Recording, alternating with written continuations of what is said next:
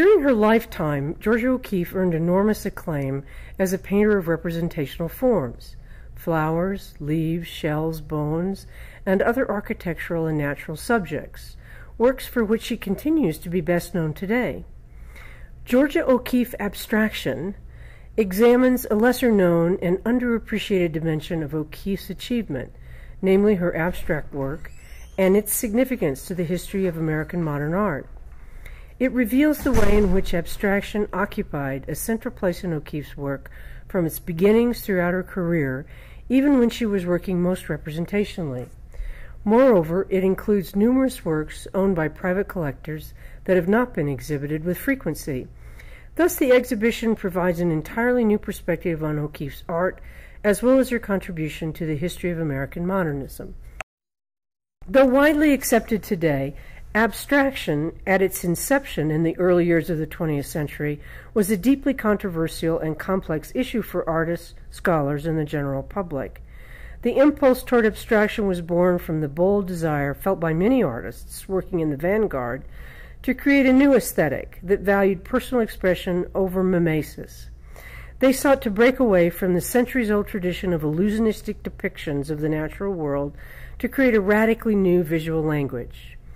O'Keeffe entered this cultural environment in 1915 when she produced a series of abstract charcoal drawings that she called special, such as Early Abstraction of 1915.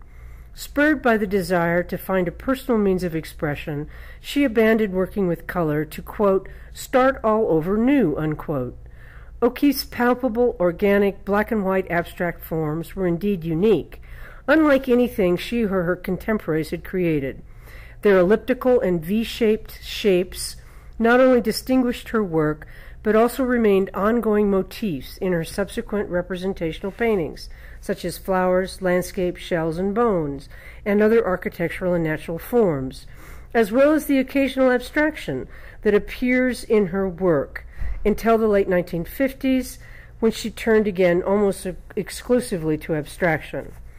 In her daring and bold abstract work of the 1910s, such as Untitled Abstraction, Portrait of Paul Strands from 1917, O'Keeffe drew upon three major sources: the ideas of Arthur Wesley Dow, Art Nouveau, and photography.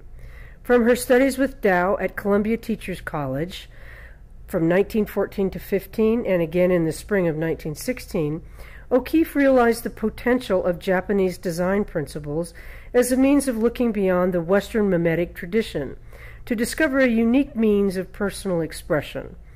O'Keeffe first experienced the aesthetic of Art Nouveau as a student in Chicago from 1905 to 1906, and later through her studies with Dow, and she was thus primed to make its curvilinear and organic vocabulary a mechanism for communicating her sensual perceptions and emotional experiences.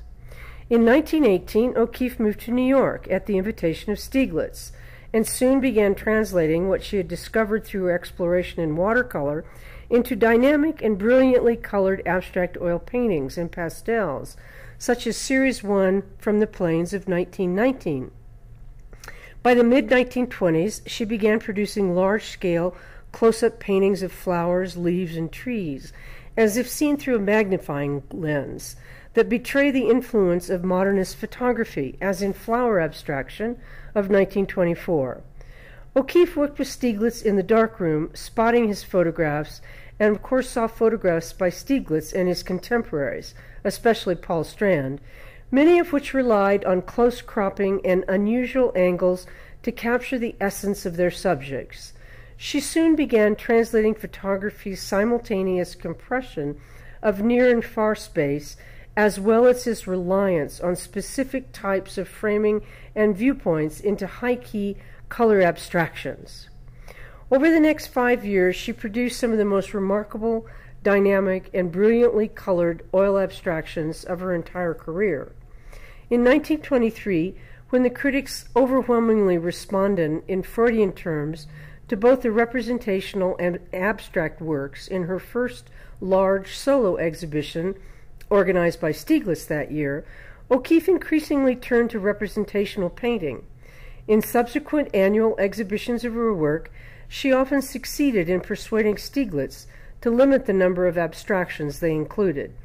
As she pointed out in the statement she wrote for the 1924 exhibition of her art, that also included photographs by Stieglitz, "My work of this year may clarify some of the issues written of by the critics and spoken about by other people." Beginning in 1929, when she spent the first of many summers working in New Mexico, before moving there permanently in 1949, O'Keeffe was inspired to paint the architectural and landscape configurations that distinguished the area. Yet, as in the 1920s, abstract principles on which these primarily representational pictures are based continues to inform her work. In her series of 6 Jack-in-the-Pulpit paintings of the 1930s, Jack-in-the-Pulpit Abstraction, number 5, all of which were painted in New York, the image of the flower, which is quite realistic in her first depictions of it, becomes increasingly abstracted over the course of the series, which functions as something of a case study in how she approached abstraction at the time. In the 1930s and 40s, O'Keeffe continued to explore the architectural, landscape, and natural forms she saw in New Mexico and New York, where she spent part of each year.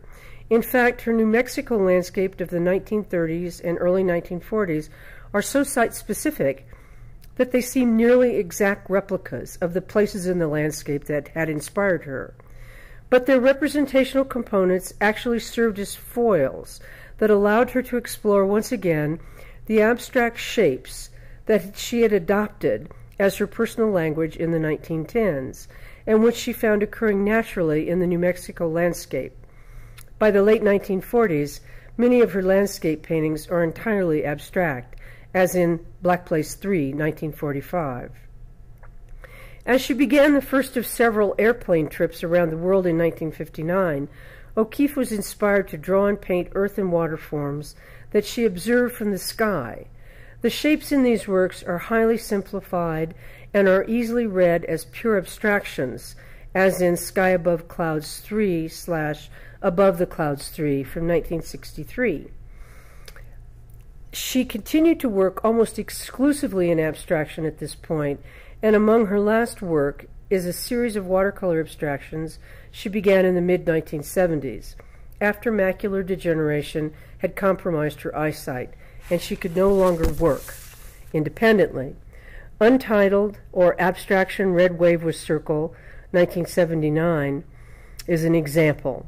She directed an assistant to fill her brush with pigment and position her hand over heavily textured prime paper supports that limited the flow of the medium, and began making marks, as if from memory, of the abstract shapes that had meant so much to her at the beginning of and throughout her long and productive career.